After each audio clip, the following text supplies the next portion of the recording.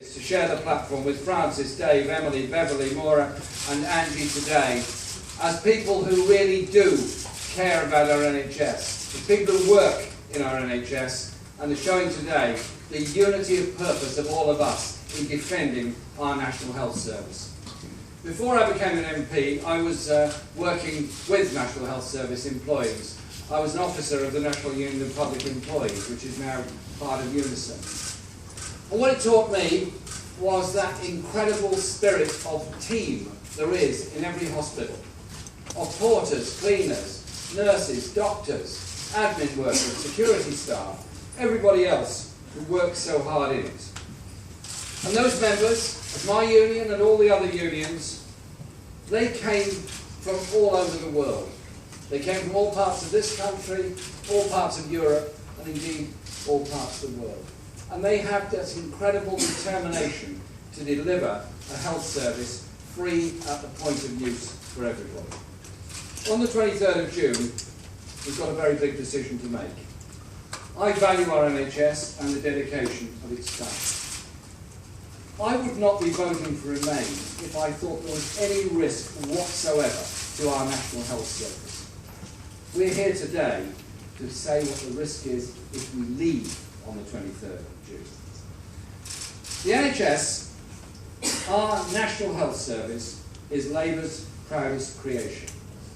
It was brought into law in 1948 by a man with real vision, an Aaron Bevan, by a government with real vision about providing a reasonable and good service for everybody. Healthcare as a human right, not a privilege to be paid for, which is what happened before. And it's lasted all these years because people love it and value it. But there is a crisis in the NHS, a crisis of the making of the Tory government. The NHS is now in record deficit. What's damaged the NHS is the top-down reorganisation that was imposed by this government, having said they would never do that, and then, on top of that, the insufficient funding of so many of our services. There isn't time to give you all the examples, but I'll give you just a few. They've cut mental health budgets, despite the mental health crisis that exists in this country, despite the high levels of suicides, particularly amongst young men. They've cut nurses and midwives' bursaries. Last week I was in Birmingham as part of the campaign I'm doing in every major city in this country, talking to nurses who were about to graduate. They benefited from the bursary. And I asked them a number of questions, and indeed they asked me a lot of questions as well. I asked them, could they have undertaken this course had there not been a bursary available? Every single one of them said, no, they could not have done. We would have lost them, their skills, and all of our population would have been the poorer for the loss of their determination and their skills. And what they said to me was, we want to protect the bursaries for the next generation. They are the real dedicated people in the NHS. This government has also slashed social care for the elderly and disabled, often making it unsafe to discharge patients from hospital, thus causing bed blocking and much greater cost than it would if the adult social care services were universally and properly available. They've also been opening up the NHS to be used by more and more private patients under the Health and Social Care Act. And they picked this awful fight with the junior doctors, which they eventually had to negotiate with them to try to come to some agreement. Those are just some examples of cuts that have taken place in the NHS. All the while, this government has been cutting taxes for the super rich, cutting taxes for big corporations, and doing precious little to close down tax havens where that money is siphoned away from this country that ought to be spent on our public services. The crisis would have been even worse if many on the Leave side had had their way. There are people leading that campaign who have argued against the NHS and free healthcare on demand. On demand as a principle. As Francis and Dave have pointed out, the same people have the audacity to now portray themselves as saviours of the NHS. Many of them don't even want there to be a National Health Service. Aaron Banks, the millionaire funder of the Leave side, said, and I quote, "If it were up to me, I'd privatise the NHS." Nigel Farage, as Francis pointed out, called for an insurance-based system to replace the NHS, ending the universal principle. Michael Gove, co-author of a book that says the NHS is no longer relevant in the 21st century, a book which calls upon the NHS to be replaced by a new system of health provision in which people would pay money into individual health accounts. Imagine the inequalities that would come as a result of that. Imagine those who couldn't afford to pay the money into an individual account compared to those who could. He doesn't understand. The principle is that it's there for everyone, equally, when they need it. And it's there for all of us to pay for it because we can afford to or we cannot afford to, but we pay into it in proportion to our income. He doesn't understand that simple, basic decency principle. And Boris Johnson, who said, if people have to pay for NHS services, they will value it more. Really? Really? I meet people every day who use the NHS. Some are very poor. Some are homeless. Some are better off. They all equally value the dedication and the way they're treated equally by all the NHS staff. Thank you to all of you.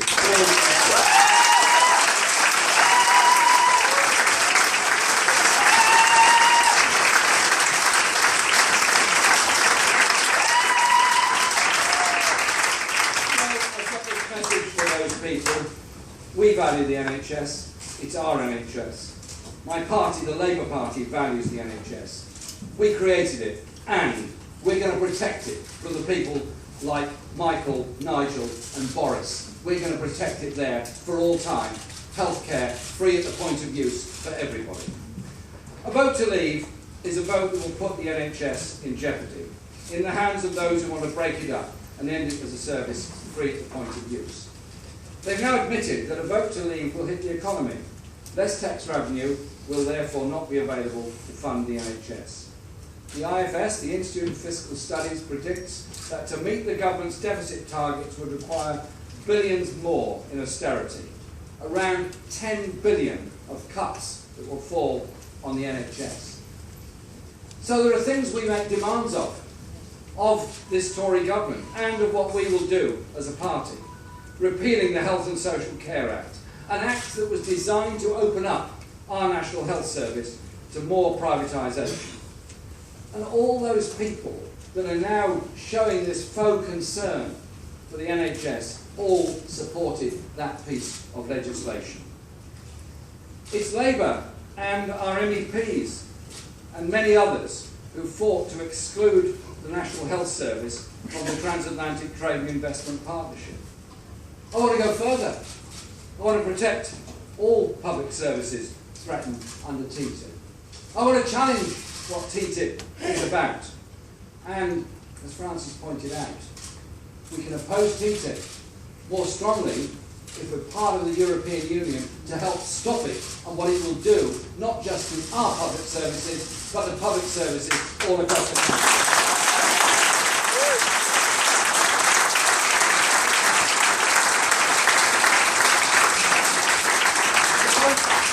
Leave Bus said, and I quote because it's no longer available to be seen, we send the EU £350 million a week, let's fund the NHS instead. Well, there are a couple of problems with that.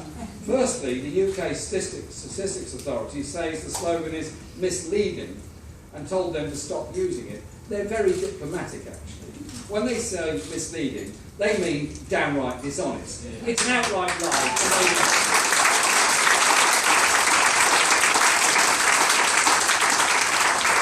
That ridiculous message has now been lost, but it's retained for posterity on photoshops all over the country.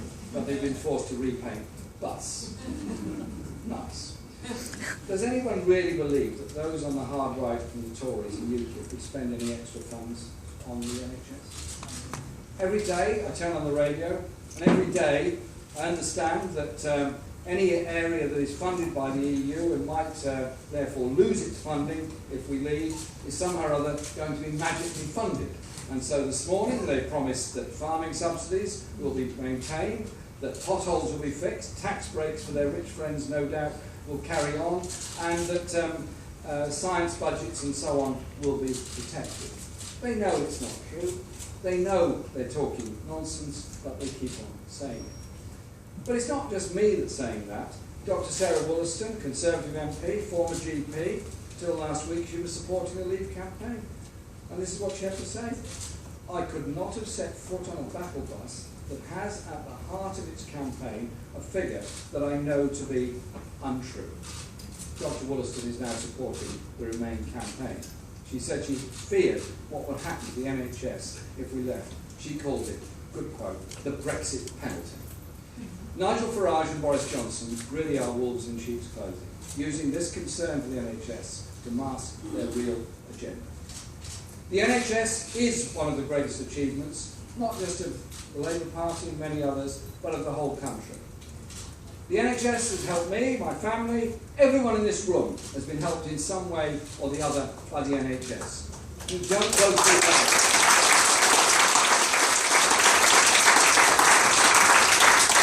You don't go through life in this country being frightened of the cost of healthcare. We're all fearful of illness. That's a normal human condition. But we don't have, heaped on top of that, the idea that we couldn't possibly have paid for the care we're going to receive. It's not like that on the other side of the Atlantic. It's not like that in many other parts of the world. They said a lot about immigration and about foreign nationals. I want to use this opportunity to say a big thank you to the doctors, nurses, physiotherapists, and many, many other skills that work in the NHS and contribute to our country and save lives. They come from all over the world. They've given us fantastic service, and we welcome them, we work with them, and we're proud of what they do.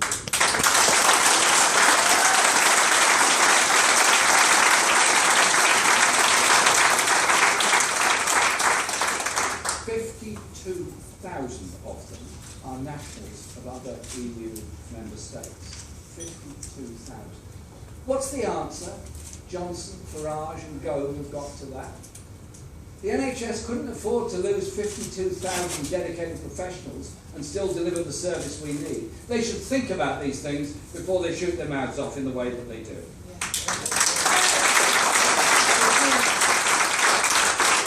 About our NHS. Don't just listen to me. Listen to every NHS workers' union. They understand it. They've come to a decision, as Dave pointed out, a hard-headed, rational decision.